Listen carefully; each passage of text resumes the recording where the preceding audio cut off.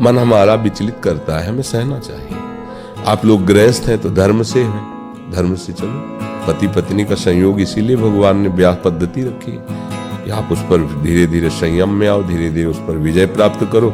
नहीं है तो कोई तुम्हें पाप नहीं लगेगा, क्योंकि गृहस्थ धर्म में हो। पर ऐसा नहीं कि तुम ब्याह किसी से करो, मन किसी से, बुद्धि किसी, ये सब बिल्कुल ये धर्म के विरुद्ध आचरण है। और हमें लगता है कि इसमें तुम्हें जीवित वर्तमान में भी शांति नहीं मिलेगी, वासना तुम्हें जला देगी, तृष्णा तुम्हें जलाने लगेगी। देख लेना, अगर हम गलत करते रहे और अपनी जबान से कहते भी रहे तो क्या वो बकवास ही तो है, मूढ़ता ही तो है, मूर्खता ही तो है। जब हम जान रहे कि गलत है ये और नहीं करना चाहिए तो हमें नहीं करना चाहिए।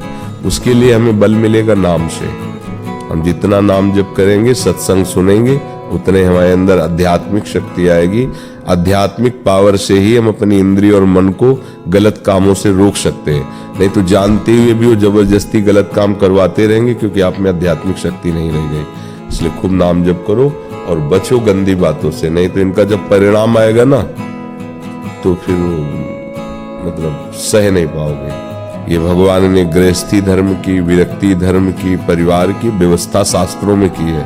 ब्याह किस लिए किया जाता है? सीमा में। ये पशु स्वच्छंद विचरण करते हैं, मनुष्य थोड़े। मनुष्य के लिए तो एक सीमा है। ब्याह इसीलिए किया जाता है कि आप अपनी पत्नी से, पति अपने पति से ही सांसारिक संबंध रखें, अन्य किसी से नहीं। और उसको समझा नहीं जाएगा तो ऐसे ही शुभगति व्यभिचारी, जो पुरुष व्यभिचार करता है उसे कभी शुभगति प्राप्त नहीं हो सकती, दुर्गति को प्राप्त होता है। ये बहुत जो हम लोग आजकल मनोरंजन समझते हैं ना, धर्म का त्याग करके मनमानी आचरण, तो ये जब शरीर में भयंकर रोग और दुर्गति होती है तो नरक क्या है, जीते जी देख लो, ऐसा नरक है।